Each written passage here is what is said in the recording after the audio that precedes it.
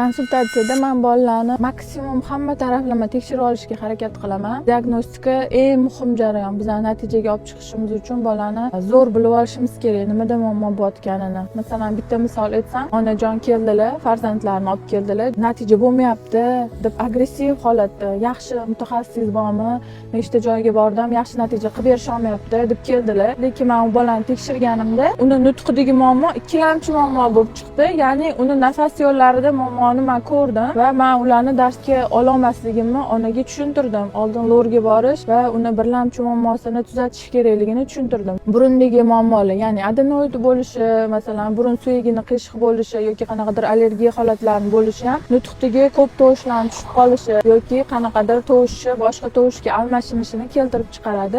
Siz eng zo'r mutaxassis bilan shug'ullanmang, eng zo'r logoped bilan shug'ullanmang. Bolada natija zo'r bo'lmaydi. Oldin lordagi muammoni yechish kerak, keyin logopedga murojaat qilish kerak.